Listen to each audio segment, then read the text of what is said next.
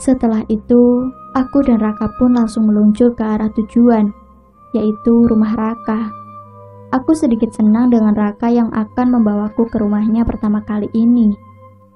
Setelah beberapa menit di perjalanan, akhirnya aku dan Raka sampai di rumahnya yang tak jauh dari sekolah itu. Rumah Raka tak berbeda jauh sepertiku, sederhana namun terlihat sangat elegan. Dengan banyaknya tumbuhan hijau di sekeliling rumah itu membuat suasana menjadi sangat tenang dan terlihat nyaman. Juga udaranya yang sangat memanjakan paru-paruku saat menghirupnya. "Silakan cantik," ucap Raka sembari membukakan pintu rumahnya. Aku tersenyum manis kepada Raka sembari berjalan masuk ke dalam rumahnya.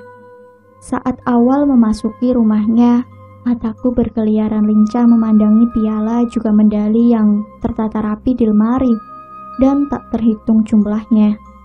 Dan juga masih banyak lagi penghargaan beratas nama Raka Pratama.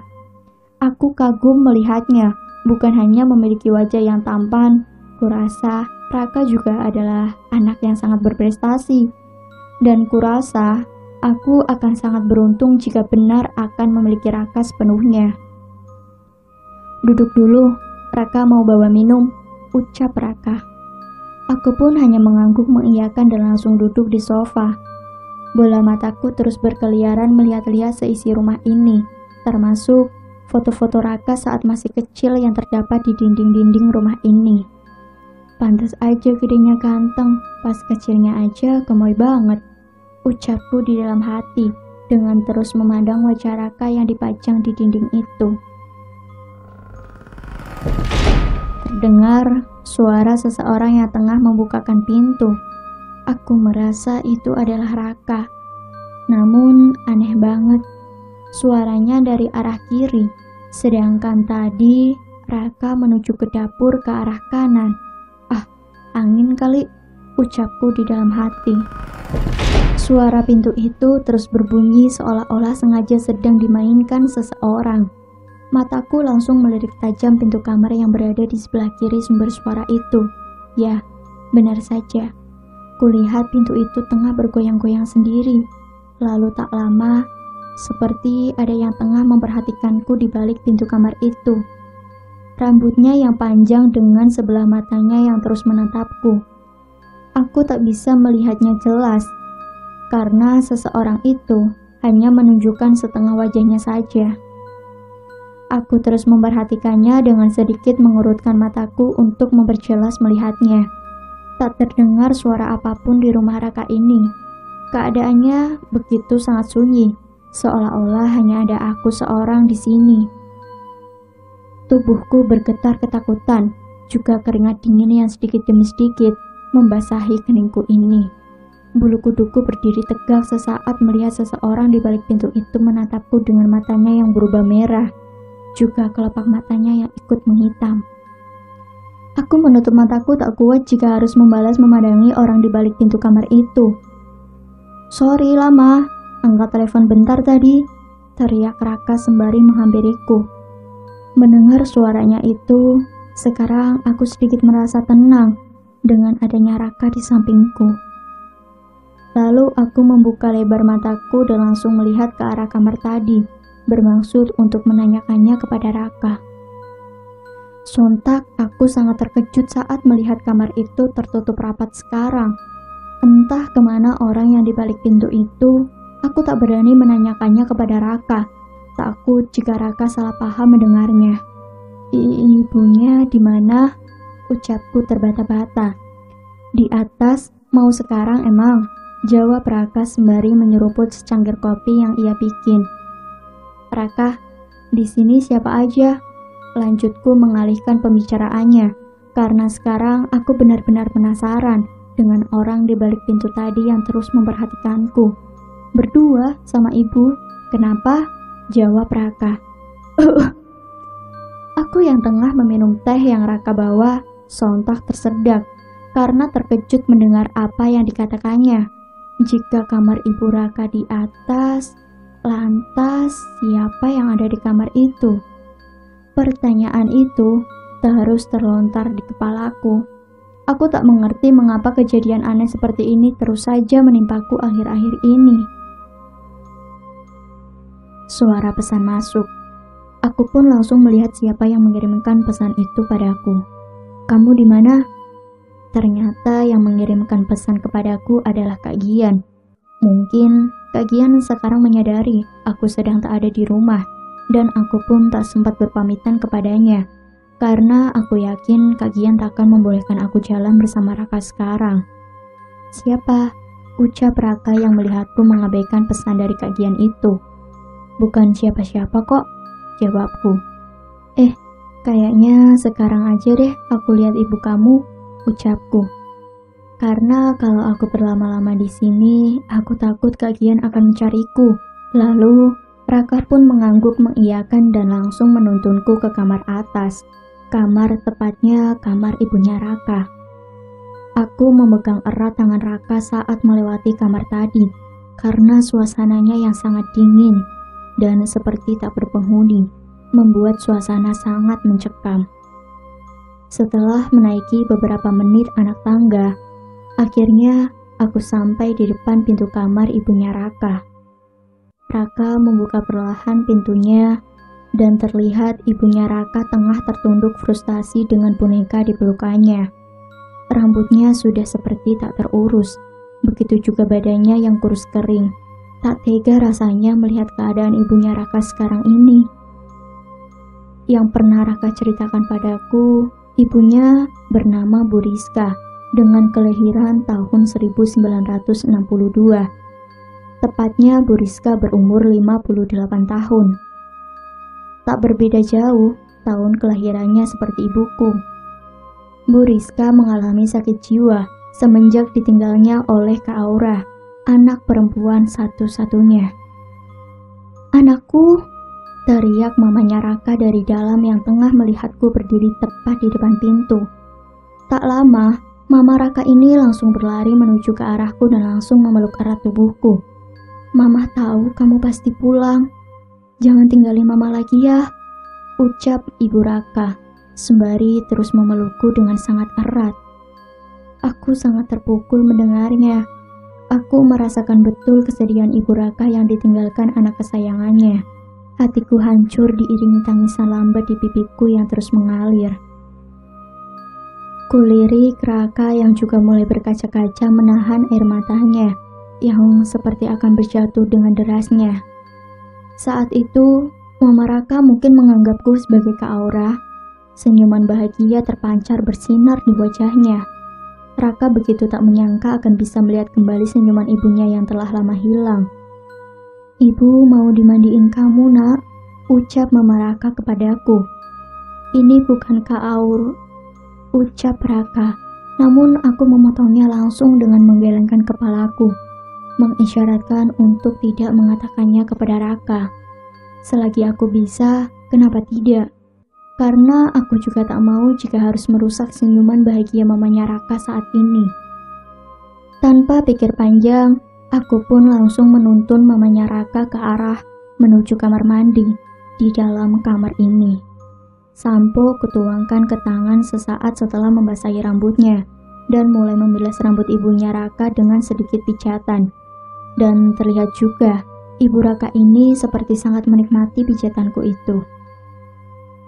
Setelah beberapa menit, akhirnya aku pun selesai memandikan ibunya Raka dan langsung menuju ke arah ruang tamu, menghampiri Raka yang sedang duduk menunggu. "Udah?" ucap Raka. "Udah kok, sekarang ibu kamu lagi pakai baju. Ibu kamu sendiri yang bilang pengen pakai baju sendiri katanya," jawabku. "Ibu emang biasa pakai sendiri kok," jawab Raka. "Gak tahu harus bilang apa lagi ke elo, Ra. Jangankan buat mandi, buat keluar kamar aja, ibu gue gak mau kalau gak ditemenin almarhum Kak Aura sebelum ini. Gue udah gak bisa apa-apa lagi saat itu. Udah berusaha keras bujuk ibu, juga hasilnya sia-sia doang. Tapi entah kenapa ibu mau keluar kamar dan mandi karena elo, Ra," lanjut Raka dengan menatap dalam mataku. Aku pun langsung memikirkan apa yang dikatakan Raka barusan. Aku sedikit aneh Jika Ibu Raka hanya mau dimandikan oleh almarhum Kak Aura saja, kenapa juga ia mau dimandikan olehku dan seakan-akan menganggapku seperti almarhum Kak Aura? Aku beranjak dari dudukku dan meminta izin kepada Raka untuk meminjam kamar mandinya sebentar, hanya untuk mencuci muka agar dapat menjernihkan pikiran anehku sekarang. Mau diantar? Ucap Raka sembari tersenyum nakal padaku. Apa sih, gue pukul nih? Ucapku sembari bergurau mengepal tanganku. Ampun teteh, ucap Raka sembari tertawa kegirangan. Rese emang. Setelah itu, aku pun meninggalkan Raka menuju kamar mandi. Setelah sampai masuk ke dalam kamar mandi, yang kulihat pertama adalah kaca yang sangat besar, sehingga memantulkan semua isi kamar mandi ini. Berbeda dengan kamar mandi yang ada di kamar ibunya Raka tadi. Suasana di kamar mandi ini persis seperti kamar yang kulewati tadi, sangat dingin dan sunyi. Lalu aku pun mulai melangkah ke arah cermin yang besar itu, dan aku terjatuh terpental ke belakang saat melihat wajahku di cermin. Tidak, bukan wajahku, melainkan wajah Kak Aura. Seketika aku membenturkan kepalaku ke dinding dengan sendirinya, seolah-olah tubuhku ini sedang terkendali seseorang. Aku merasakan cairan hangat menetes dari kepalaku. Aku meraba perlahan kepalaku. Darah. Kepalaku berdarah karena benturan keras tadi. Siapa? Mengapa? Ucapku di dalam hati dengan bola mataku yang lincah melihat-lihat seisi kamar mandi ini. Bagaimana mungkin aku tak segila itu jika harus membenturkan kepalaku sendiri sehingga mengeluarkan darah seperti ini? Pertanyaan itu membuatku sakit, sangat-sangat sakit. Perlahan aku bangkit dari jatuhku tadi, mencoba melihat ulang dan meyakinkan diriku sendiri. Apa yang tadi kulihat itu salah. Ini benar aku. Lalu tadi, ucapku di dalam hati dengan kedua tanganku yang menempel di pipi. Aku berteriak menahan rasa sakit bekas benturan tadi. Aku melupakan tujuanku masuk kamar mandi ini dan langsung bergegas ke arah pintu untuk keluar. Loh, ini kok dikunci? Ucapku sembari terus berusaha membukakan pintu. Raka, tolongin Ria Raka, teriakku di dalam kamar mandi ini. Lampu di kamar mandi ini tiba-tiba berkedip-kedip dengan cepat seperti dimainkan seseorang, sementara angin berhembus dengan kencang. Entah dari mana asalnya. Padahal jelas kamar mandi ini sangat tertutup. Tak mungkin rasanya ada angin yang masuk karena tak ada satupun celah di kamar mandi ini. Dengan disertai asap yang tipis terlihat ada seseorang selain aku di sini. Ia tengah berdiri dengan matanya yang melotot tajam ke arahku. Tubuhku bergetar lemas tak berdaya sembari duduk di balik pintu kamar mandi ini. Dengan rambut yang panjang juga memakai seragam sekolah persis dengan seragam sekolahku. Aku yakin betul yang ada di hadapanku sekarang ini Kak Aura. Darah yang terus bercucuran lambat di kepalaku ini sekarang sakitnya sangat menjadi-jadi. Pandanganku perlahan buram saat melihat Kak Aura. Badanku melemas tak sanggup lagi ku berbicara satu kata pun, dan tak lama aku jatuh pingsan di dalam kamar mandi yang terkunci ini. Aku berteriak sembari memegang kepalaku yang seperti sudah dibaluti perban. Perlahan ku membukakan mata dan mulai memperhatikan sekelilingku. Di mana ini? Rumah sakit? Apa aku ada di rumah sakit sekarang? Tapi kenapa? Ucapku di dalam hati. Raka, ucapku setelah melihat Raka yang tengah tertidur di kursi sebelah kasurku ini, dengan kedua tangannya yang terus memegangiku. Sepertinya Raka sedang tertidur pula saat ini, dengan wajahnya yang tampak terlihat sangat lelah. Aku mengelus lembut wajah tampannya dengan tersenyum-senyum sendiri, melihat wajahnya yang begitu manis meski sedang tertidur juga. Aku mencoba meraba ke sebelah kasurku untuk mencari HP-ku. Namun, HP-ku sepertinya tidak ada di sini. Lalu kulihat jam di tanganku. Astaga! Teriakku saat melihat jam di tanganku menunjukkan pukul jam 8:30. Dengan cepat, aku langsung mencoba berdiri dari kasur ini sembari memikirkan ibu juga Kak Kian di rumah. Sial, kenapa rasa sakit di kepalaku ini tak hilang-hilang rasanya? Aku melepas semua infusa yang menempel di tanganku ini, dan dengan sekuat tenaga, aku berusaha turun dari ranjang kasur menuju pintu keluar, dan aku merasakan lemas di seluruh badanku ini sehingga membuatku terjatuh saat aku menuju pintu. Astaga Togi, ngapain? Ucap Raka yang terbangun karena suara terjatuhnya aku tadi. Raka langsung menghampiriku yang tengah terduduk lemas di lantai, dan tanpa aba-aba apapun, Raka menggendongku langsung ke arah ranjang kasur itu. Is, turunin Raka, teriakku dengan sedikit memaksa ingin turun. Lo ngapain sih? Kalau lo butuh sesuatu bilang ke gue, ucap Raka sembari menurunkanku di atas ranjang tadi. Gue mau pulang Raka, ucapku dengan wajah yang gelisah. Bagaimana tidak? Aku sudah membayangkan amarah Kak Gian jika mengetahuiku pulang larut malam tanpa izin apapun kepadanya. Lo kan masih sakit, Ra, ucap Raka. Pokoknya pulang, ucapku dengan tegas. Lalu Raka memandang wajahku dengan hangat dan mengangguk mengiyakan. Selesai urusan rumah sakit tadi, aku sekarang berada di kursi roda yang didorong oleh Raka menuju ke parkiran. Loh, mobil gue? Ucap Raka yang melihat ban depannya kempes. Aku melirik Raka berusaha membujuknya dengan tatapanku agar tetap melanjutkan untuk pulang. Raka pun seolah-olah paham apa isi hatiku dan langsung tersenyum manis kepadaku dan tanpa aba-aba apapun lagi, sekarang Raka menggendongku di punggungnya. Turunin! Teriakku dengan berusaha keras. Namun Raka menggendongku dengan kuat. Meski sudah berusaha keras pun, ujungnya aku yang lemas kelelahan sendiri. Gak boleh nolak, ucap Raka dengan sedikit melirik kepadaku.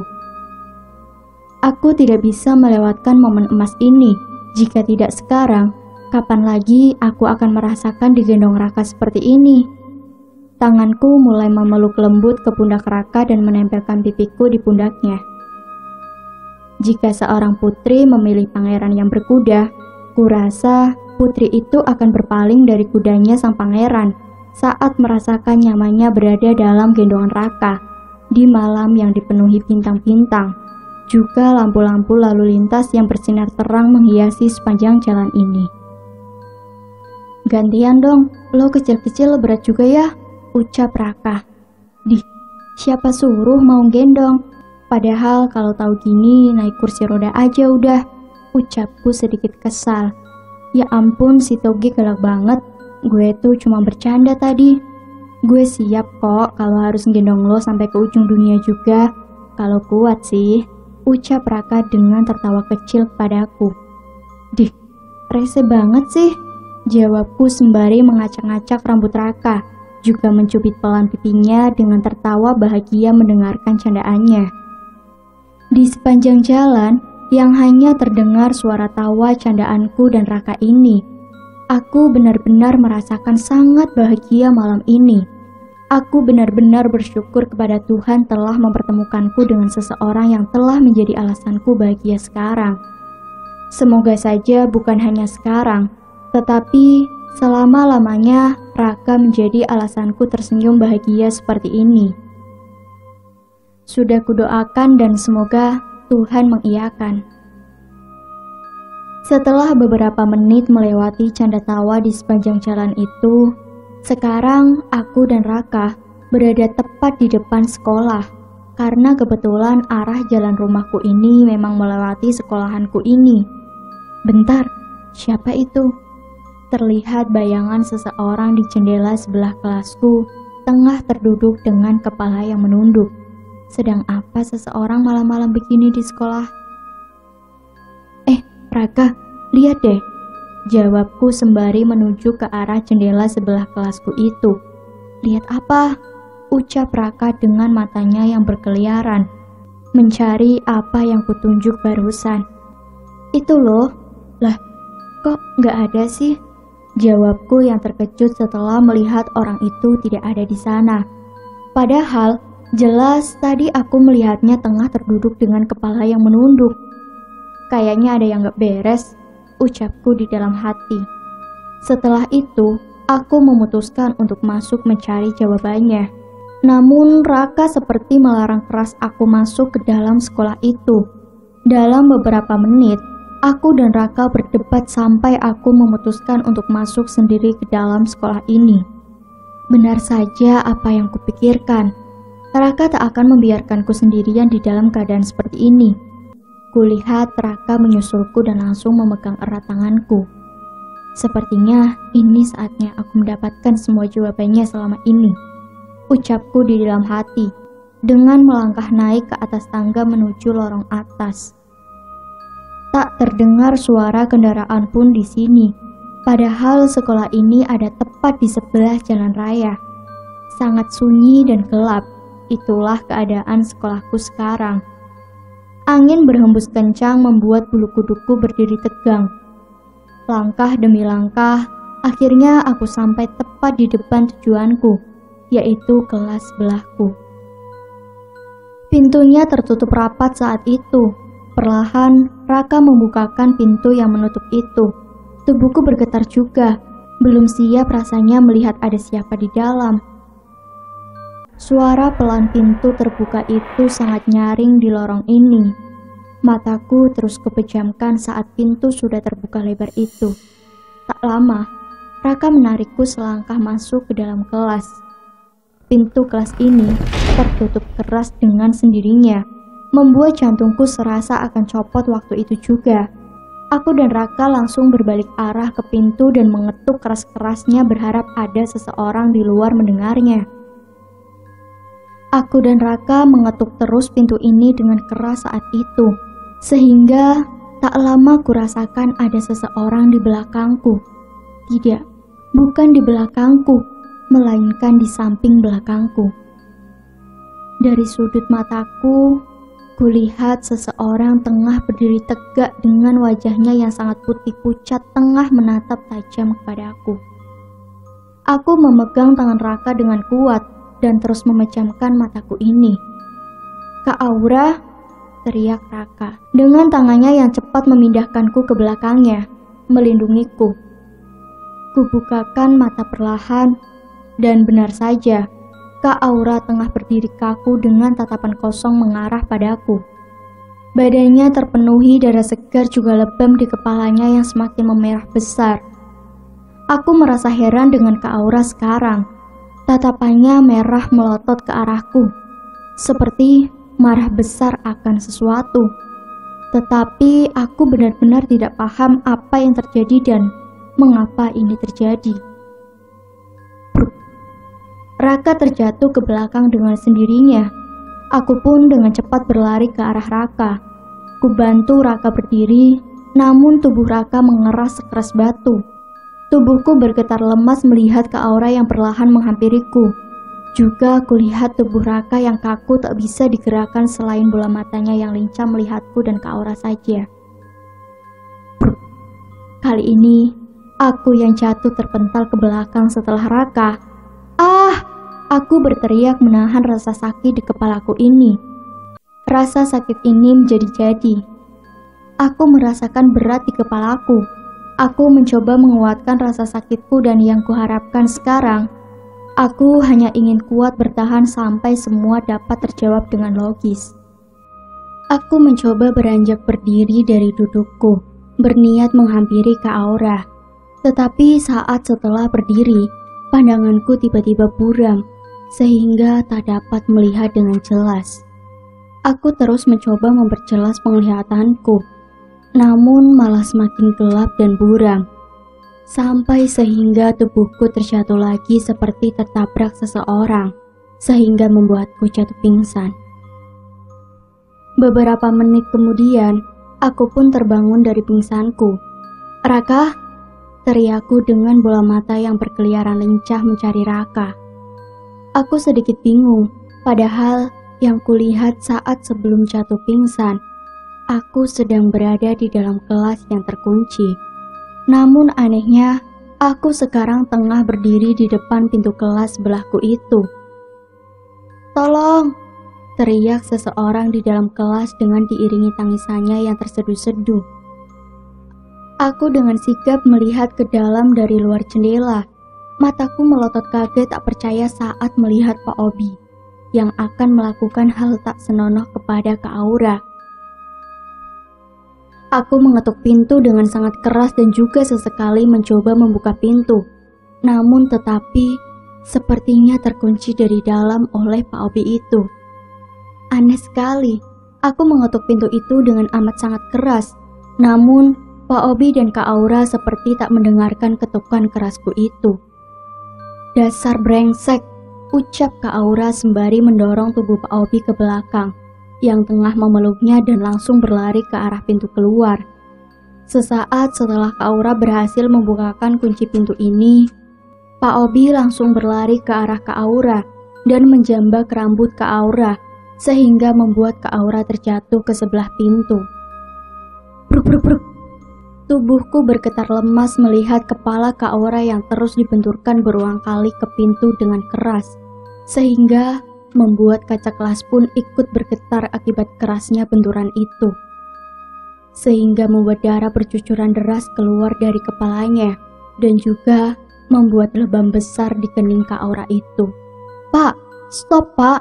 teriakku dengan air mata yang mengalir melihat wajah Kak Aura yang tampak amat kesakitan. Tapi sebentar, kenapa mereka seperti tak melihatku ada?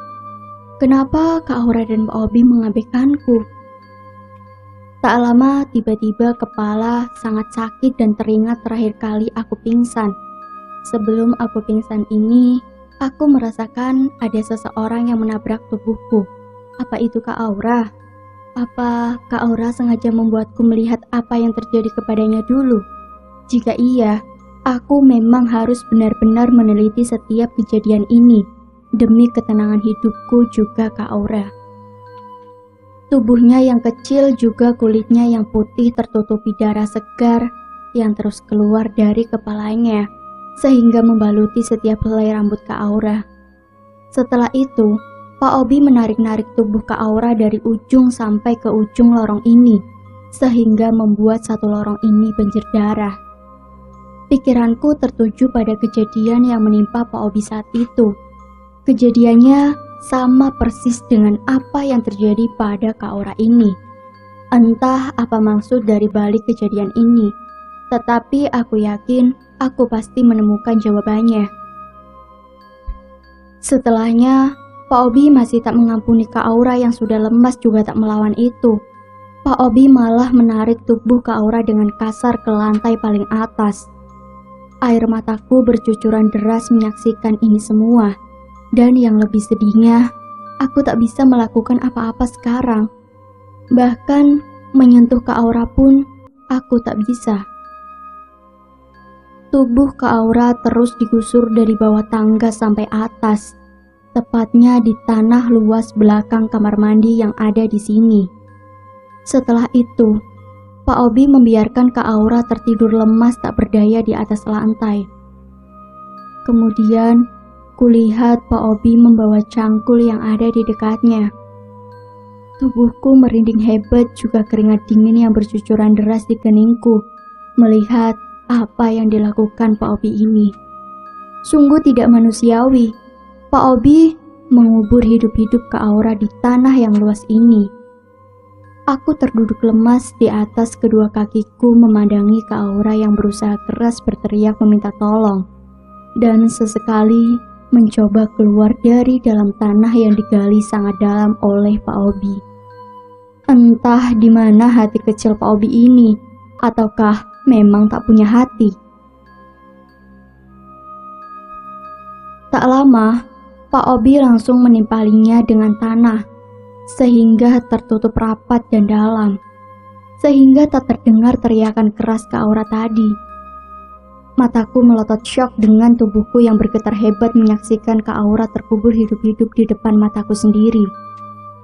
Tiba-tiba kepalaku mendadak sakit, sehingga membuatku terjatuh pingsan lagi.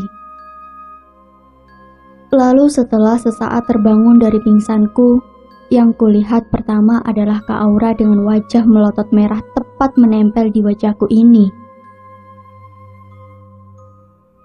Aku yang belum sepenuhnya tersadar dari pingsan, tiba-tiba Kak Aura memegangi leherku, sehingga tubuhku ini melayang ke atas dan tercekik. Wajahku mulai memucat saat merasakan sesak di dada karena kesulitan untuk bernafas. Kurasakan lemas seluruh badan dan rasanya tak memiliki harapan untuk hidup lagi. Kulirik Raka yang terduduk kaku dengan air matanya yang bercucuran deras di pipinya saat melihatku seperti ini. Juga sesekali kupikirkan Kak Gian juga ibu, yang sepertinya tengah menanti kepulanganku. Aku tak kuat membayangkan perasaan Kak Gian juga ibu jika kepulanganku ini hanya tinggal nama dan tubuh yang tak berdaya.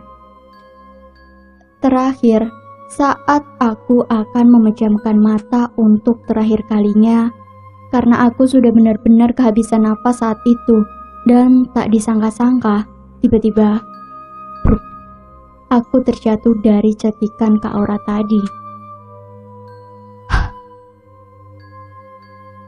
Aku menghembuskan nafas kasar, sembari memegangi dadaku yang sesak. "Nek Sumi," teriakku dengan tatapan yang tertuju heran kepada Nek Sumi. Kedatangan Nek Sumi ini diiringi dengan hembusan angin kecil, juga semerbak wangi bunga melati merah muda yang sangat memanjakan paru-paruku, dengan aromanya yang paling memikat dan harum. "Lepaskan mereka," ucap pelan Nek Sumi kepada Kak Aura. "Tidak, sebelum aku selesai membalaskan dendamku, merenggut nyawa keturunannya agar mereka merasakan apa yang ibuku rasakan saat kehilangan seorang anak," ucap Kak Aura dengan tegas. Aku sedikit bingung dengan apa yang dikatakan Kak Aura tadi. Keturunan siapa? Pak Obi? Kenapa juga aku yang kena? Itulah pertanyaan yang memenuhi isi otak memoriku sekarang ini. Dan jika kamu memberikan balasan, maka balaslah dengan balasan yang sama dengan siksaan yang ditimpakan kepadamu. Akan tetapi, jika kamu bersabar, sesungguhnya itulah yang lebih baik bagi orang-orang yang sabar. Dan tiadalah kesabaranmu itu melainkan dengan pertolongan Allah. Dan janganlah kamu bersempit dada terhadap apa yang mereka tipu dayakan. Sesungguhnya Allah bersama orang-orang yang bertakwa dan orang-orang yang berbuat kebaikan. Ucap Nek Sumi dengan lembut terhadap Kak Aura. Terlihat Kak Aura mengeluarkan setetes demi setetes air matanya, menghayati apa yang dikatakan Nek Sumi tadi. Aku pun sedikit terharu dengan Nek Sumi yang datang menyelamatkanku, meski aku tak mengenal betul siapa Nek Sumi itu.